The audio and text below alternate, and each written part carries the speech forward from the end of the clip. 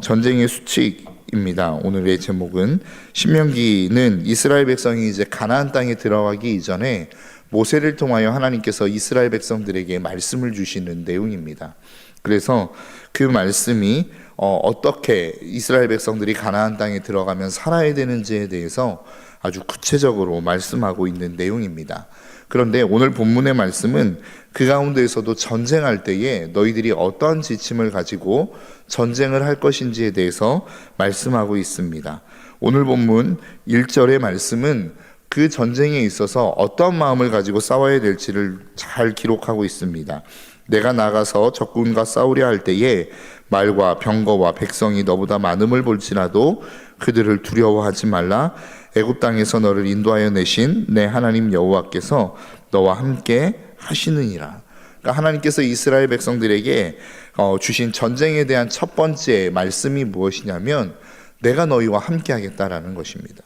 너희들이 그 땅에 들어가서 많은 적군을 본다 할지라도, 그리고 너희보다 많은 말과 병거를 본다 할지라도 두려워하지 말라라고 말씀하고 있는 것입니다. 여러분, 왜 이야기를 하고 있을까요? 지금 이스라엘 백성들은 가나안 땅을 눈앞에 두고 있습니다. 그런데 이 상황은 이미 40년 전에 이스라엘 백성들에게 한번 있었던 사건입니다. 그런데 그 사건이 어떤 사건이었죠? 정탐하고 돌아와서 그 땅에 거주하는 주민들, 가나안 땅에 있는 원주민들이 거대하다라고 하는 보고를 들었습니다. 그런데 그 거대하다라고 하는 보고는 이스라엘 백성이 정탐했던 그 12정탐꾼의 보고만이 아니라 그 땅에 살았던 모든 사람들이 함께 이야기하는 내용이었다라고 하는 것입니다. 신명기 9장 2절에 보니까 이렇게 말씀하고 있어요. 크고 많은 백성은 내가 아는 아낙 자손이라 그에 대한 말을 내가 들었나니 이르기를 누가 아낙 자손을 능히 당하리요 하거니와. 그러니까 무슨 이야기입니까? 주변의 나라들, 주변의 민족들이 하는 이야기가 그렇다라는 겁니다. 아낙 자손을 누가 능히 당하리요? 이길 수 있는 민족이 도대체 누구냐라고 하는 이야기들이 그 주변 사람들, 가나안 땅에 살았던 그 주변의 민족들의 사람들의 입에서 끊임없이 나왔던 이야기라는 것입니다. 그러니까 누가 봐도 객관적인 전력으로 놓고 보면 그 어떤 민족도, 그 어떤 사람들도 당해낼 수 없는 민족이 바로 가나안 땅에 살고 있었던 원주민이었다라고 하는 것입니다. 그러니까 모세는 이스라엘 백성들에게 이야기하고 있는 것이죠. 야, 객관적으로 놓고 봤을 때 우리가 싸우면 게임이 안 되게 보이는 것 너무나도 당연하다. 너희들이 가서 싸울 때에 우리가 그들과 상대가 되어 보이지 않는 것 너무나도 당연하다라고 이야기하는 것입니다. 그런데 너희는 두려워하지 말아라 라고 이야기하는 거예요. 왜요? 하나님께서 너희와 함께 하실 것이기 때문이다 라는 것이죠. 그러니까 오늘 본문에서 전쟁할 때에 이스라엘 백성들에게 하나님이 첫 번째로 요구하는 것은 무엇이냐? 너희들이 싸우는 것이 아니라 내가 싸우는 것이다 라고 하나님이 이미 그들에게 선포하고 있는 내용이다 라고 하는 것이죠. 저와 여러분들이 이 사실을 잊지 않으시기를 주님의 이름으로 축복합니다. 여러분, 전쟁에는 수많은 변수들이 있습니다. 날씨가 변수가 될 수도 있고, 아니면 최신식의 무기가 변수가 될 수도 있을지 모르겠습니다. 아니면 군대의 군기가 변수가 될 수도 있고, 그 군대가 가지고 있는 사기가 그들의 삶의 변수가 될 수도 있을지 모르겠습니다. 그러나 하나님께서 지금 이스라엘 백성들에게 말씀하고 있는 내용은 무엇이냐? 너희들의 전쟁에 있어서 최대의 변수는 날씨도 아니고 어떠한 최신식의 무기도 아니고 너희들의 사기가 이 전쟁에 있어서의 최고의 변수가 되는 것이 아니라 내가 너희들의 최고의 변수가 되어 주겠다라는 것입니다. 그러니까 그 어떤 상황이 너희들의 삶 가운데, 너희들의 상황 가운데 불리해 보인다 할지라도 너희는 떨지 말라는 것입니다. 두려워하지 말라는 것입니다. 그래서 너희의 인생 속에서 그 모든 싸움들을 싸워내라 라고 성경은 우리에게 말씀하고 있다라는 것이죠. 여러분, 우리의 삶도 마찬가지입니다. 우리의 삶을 놓고 보면 이미 처음 시작부터가 게임이 안 되는 싸움처럼 느껴집니다. 직장에 가면 정말로 그 직장의 어떠한 문화라고 하는 이름으로, 풍토라고 하는 이름으로, 그 직장의 이익이라고 하는 이름으로 우리에게 불법을 강요하는 때가 너무나도 많이 있다라는 것이죠. 그런데 그 불법을 우리가 대항할 힘이 없습니다. 내가 말씀대로 살아갈 힘이 우리 가운데 없다라는 것이죠. 우리가 말씀대로 살려고 하다 보면 세상은 우리에게 도전합니다. 너만 깨끗하냐? 야, 너가 지금 이 자리에 있는 이유가 뭔데? 회사의 이익을 위해서 네가 지금 이 자리에 있는 거 아니야? 그러면 네가 돈 받는 만큼 일해. 이 정도는 감수해야 되는 것 아니야? 라고 하는 이야기로 우리를 도전한단 말이죠. 그리고 우리의 마음 가운데도 똑같은 생각이 듭니다. 나 하나 깨끗하게 산다고 해서 뭐가 달라질까? 나 하나 말씀대로 산다고 해서 이 땅이 하나님의 복음화가 될 수 있는 가능성이 있는가? 이러한 수많은 갈등 속에서 어차피 싸워봐야 안 될 것 같은 싸움의 자리에 우리는 현재 우리의 삶의 자리에 놓여 있다라고 하는 것입니다. 그렇게 살아가는 우리의 삶의 자리에 하나님이 우리에게 지금 말씀하고 있는 것입니다. 그 싸움 네가 싸우는 거 아니야. 그 믿음의 선한 싸움 네가 싸워내는 거 아니란 말이지. 내가 싸워줄게. 내가 너희와 함께 할게. 하나님이 지금 우리에게 말씀하고 있다라고 하는 사실을 저와 여러분들이 잊지 않기를 주님의 이름으로 축복합니다. 이스라엘 백성들도 같은 마음 아니겠습니까? 그래서 하나님이 함께 하신다라고 하는 것들, 그렇게 말씀하시는 것들에 대해서 이스라엘 백성들이 믿는 것처럼 느껴지고 그 말씀이 들려질 당시에는 괜찮아 보입니다. 그래, 하나님이 우리와 함께 하시겠지. 그런데 막상 그 안악 자손 앞에 서면 어떻습니까? 두려움이 생길 수밖에 없죠. 우리의 삶도 마찬가지입니다. 주일날 예배를 드릴 때에는 뭔가 믿음의 역사가 일어날 것 같습니다. 하나님이 우리와 함께 하시는 것 같습니다. 열심히 찬송을 부르고 이 자리에서 기도하다 보면 하나님이 우리와 함께 하실 것 같은 느낌이 듭니다. 그런데 막상 우리의 삶의 자리로 돌아가면 어떻습니까? 정말로 그 거대한 문화가 우리의 삶에 가로막고 있는 상황, 그 현실을 마주하게 되면 어떻습니까? 두려워할 수밖에 없다라는 것입니다. 이스라엘 백성도 마찬가지이죠. 지금 모세를 통해서 하나님이 우리와 함께 하신다라고 하는 이야기를 이스라엘 백성들은 듣고 있지만 정작 모세는 그 가나안 땅에 들어갈 수 없습니다. 그들과 싸워야 할 그 당시에는 이 말씀을 전해준 모세는 우리와 함께 하지 않는다는 거예요. 그들과 동행할 수 없다라는 것입니다. 그래서 오늘 본문 2절에서 4절은 그 해결책을 하나님이 우리에게 제시하고 있습니다. 너희가 싸울 곳에 가까이 가면 제사장은 백성에게 나아가서 고하여 그들에게 말하여 이르기를 이스라엘아 들으라. 너희가 오늘 너희 대적과 싸우려고 나와왔으니 마음에 겁내지 말며 두려워하지 말며 떨지 말며 그들로 말미암아 놀라지 말라. 너희 하나님 여호와는 너희와 함께 행하시며 너희를 위하여 너희 적군과 싸우시고 구원하실 것이라 할 것이며 라고 이야기해요.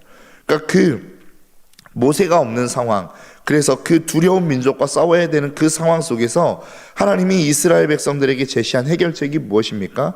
제사장을 통해서 그들에게 끊임없이 말하게 하는 것입니다.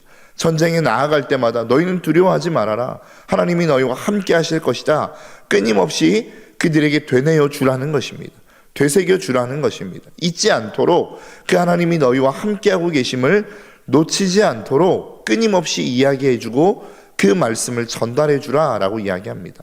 여러분, 우리가 계속해서 333 개인 경건 운동을 진행하고 있습니다. 하나님의 말씀을 듣고 우리가 함께 기도하며 우리의 삶의 자리에서 하루에 3번 기도하고 또 하나님의 말씀을 3장 읽는 운동을 계속해서 진행하고 있죠. 여러분, 333 개인 경건 운동이 무엇입니까? 결국은 이 제사장이 했던 역할들을 말씀을 통하여 우리의 삶의 기도를 통하여 우리의 삶에 이루어가는 것 아니겠습니까? 우리가 주일날 말씀을 들었어요. 기도했어요. 무엇인가 역사가 일어날 것 같았습니다. 그런데 삶의 현장으로 돌아와 보니까 상황은 동일해요. 환경은 똑같아졌어요. 그래서 우리의 삶은 또다시 낙심되는 것 아니겠습니까? 그때 우리의 삶의 말씀을 통하여 하나님이 여전히 우리와 함께하고 계심을 그 말씀을 통해 듣는 시간이란 말이죠.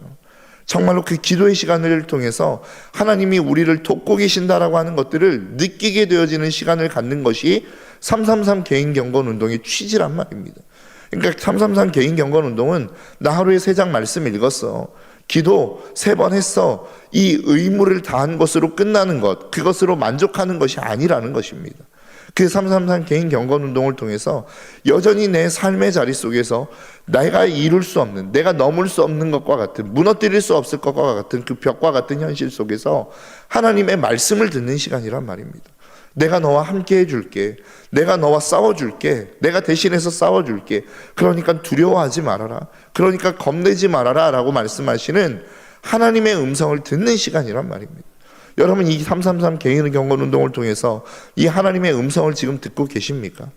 하나님이 여러분들에게 힘을 주고 계시는 내가 너희를 위해서 싸워주겠다라고 하시는 그 하나님의 음성을 지금 듣고 계시냔 말이죠. 여러분, 이 333 개인 경건운동을 통해서 이 하나님의 놀라운 음성을 들을 수 있는 저와 여러분들의 삶이 되시기를 주님의 이름으로 축복합니다.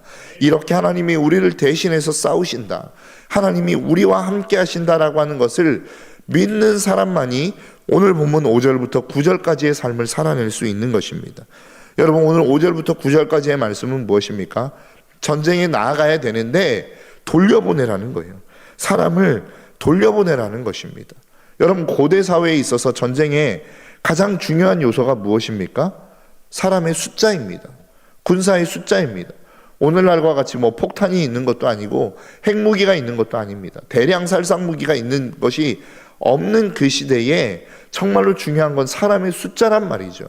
그러니까 얼마나 많은 사람들을 모아서 그 전쟁에 나아가느냐가 그들의 사기를 결정하고 그 전쟁의 승패를 결정하는 것이 사람의 숫자란 말입니다. 그런데 오늘 본문에서 뭐라고 이야기하고 있습니까? 사람들을 다 돌려보내라는 거예요. 낙성식을 못한 사람, 집을 지어놓고 낙성식을 못한 사람 돌려보내라. 포도나무를 심어놓고 아직 열매를 맛보지 못한 사람 돌려보내라. 약혼했는데 결혼하지 못한 사람 돌려보내라. 심지어는 그 마음 가운데 두려움이 있는 사람도 돌려보내라는 거예요. 왜 그렇습니까? 정말로 어떠한 군사의 숫자가 절대적인 그 전쟁에 있어서 그 사람을 돌려보낼 수 있는 상황은 누가 만들 수 있습니까? 이 전쟁의 승패는 하나님께 달려있다라고 확신하는 믿음이 있는 사람만이 그 사람들을 돌려보낼 수 있다라는 거예요. 누가 그랬습니까? 기드온이 그랬던 것 아니겠습니까? 미디안과 전쟁해야 돼요. 22,000명이 모였습니다. 하나님이 두려워하는 사람 집에 가라는 거예요. 그러니까 12,000명이 돌아가 버렸습니다. 남은 것은 10,000명이에요. 그런데 하나님이 이것도 많다라는 거예요. 다 돌려보내라는 거예요. 그래서 결국은 몇 명만 남았습니까? 3,000명만 남았어요. 이게 말이 되는 싸움입니까? 그런데 300명이죠. 300명만 남았어요. 말이 안 되는 싸움입니다. 그런데 하나님이 승리하게 하시더라라고 하는 것입니다. 여러분, 그리스도인의 싸움은 사람의 숫자에 있지 않습니다. 세상은 언제나 늘 사람의 숫자를 가지고 싸우려고 해요. 가장 대표적인 예로 이제 총선이 눈앞에 있는데요. 총선이라고 하는 게 무엇입니까? 나를 좋아해서 나에게 표를 주는 사람이 많은 사람이 이기는 싸움 아닙니까? 세상의 싸움은 대부분 그래요. 어떤 사람들이 많이 모을 수 있느냐, 내 편으로 누가 더 많은 사람들을 모을 수 있느냐, 이것이 싸움의 승패를 결정한단 말이죠. 그런데 성경은 우리에게 그렇게 말씀하고 있지 않더라는 것입니다. 사람의 숫자에 있지 않다라는 거예요. 전쟁은 사람의 머릿수에 있지 않다라는 겁니다. 하나님이 우리와 함께 하느냐 그렇지 않느냐가 우리의 싸움의 승패를 결정하는 중요한 요소다라고 성경은 우리에게 말씀하고 있다라는 것입니다. 저와 여러분들의 삶 가운데 이 사실을 붙들고 날마다 하나님을 붙잡을 수 있는 저와 여러분들의 삶이 되시기를 주님의 이름으로 축복합니다. 그리고 마지막으로 오늘 전쟁에 있어서 마지막에 지침을 하나님이 하나 더 주시는데 오늘 보면 10절의 말씀입니다. 내가 어떤 성읍으로 나아가서 치려할 때에는 그 성읍에 먼저 화평을 선언하라 라고 이야기하는 것이죠. 무조건 싸움을 시작하라고 말씀하고 있는 게 아닙니다. 먼저는 화평을 선언한 다음에 그 화평을 받아들이지 않는 민족과만 싸움을 하라는 것이죠. 여러분, 어떤 사람들은 무조건 싸움하려고 드는 사람들이 있습니다. 앞뒤 재보지 않고 화평을 시도하지도 않고 무조건 내 의견과 다르다는 이유로 내 마음을 거슬렸다라고 하는 이유만으로 내 감정을 상하게 했다는 이유만으로 싸우려고 드는 사람들이 있어요. 반면에 무조건 싸움을 하지 않으려고 하는 사람도 있습니다. 반드시 싸워야 될 상황인데도 불구하고 평화를 이야기하는 사람들이 있더란 말이죠. 성경은 우리에게 싸우지 말아야 될 때와 싸워야 될 때를 분명하게 이야기하고 있습니다. 먼저는 화평을 선언하라는 거예요. 그런데 그 화평이 받아들여지지 않으면 싸우라는 것이죠. 여러분, 이 화평이라고 하는 단어의 원어의 뜻을 보니까 우리가 잘 알고 있는 단어를 쓰고 있어요. 그 단어가 무엇입니까? 바로 샬롬입니다. 그 샬롬을 하나님이 우리 가운데 주셨다라는 거예요. 그런데 이 화평이 깨어지면 싸워야 된다는 거예요. 그런데 여러분, 생각해 보시겠습니까? 화평은 누가 주는 것이죠? 하나님이 주는 것입니다. 그 하나님과 연결되어져 있을 때에만 누릴 수 있는 것이 화평입니다. 그런데 그 화평이 깨어졌다라는 것은 뭐예요? 하나님과의 관계가 깨어졌다라는 겁니다. 하나님과의 관계 속에 문제가 생겼다라는 거예요. 그러니까 우리가 이 세상을 살아가는 데 있어서 하나님과의 관계에 이상이 생기면 그 관계에 이상이 생기게 만드는 환경과 그 상황과 그 모든 사람들과는 싸워야 된다라는 거예요. 그런데 우리는 그것과 싸우지 않습니다. 내 자존심이 상할 때는 싸우고 내 마음에 어려움이 생기면 싸우지만 하나님과의 관계 속에서 그 관계를 끊는 모습들이 있을 때는 우리는 싸우지 않는다라는 것이죠. 우리는 무엇인가 뒤바뀐 상황들을 지금 우리는 살아가고 있습니다. 싸워야 될 때에는 싸우지 않지만 반드시 싸움을 싸워야 될 때에는 우리는 싸우지 않는 그러한 상황들을 지금 마주하고 있는 것이 아닌가라고 하는 것입니다. 여러분들의 인생 가운데 하나님과의 관계를 끊게 만드는 상황들이 있습니까? 그것들을 요구하는 세상의 요구가 있습니까? 그러면 그 요구하는 믿음의 선한 싸움을 싸우셔야 됩니다.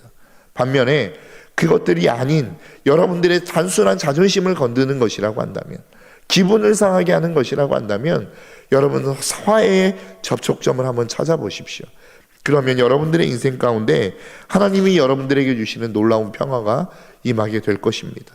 오늘 본문을 통해서 저와 여러분들의 삶 가운데 주시는 그 하나님의 놀라운 은혜와 평강이 임하시는 축복의 시간이 되시기를 주님의 이름으로 축복합니다.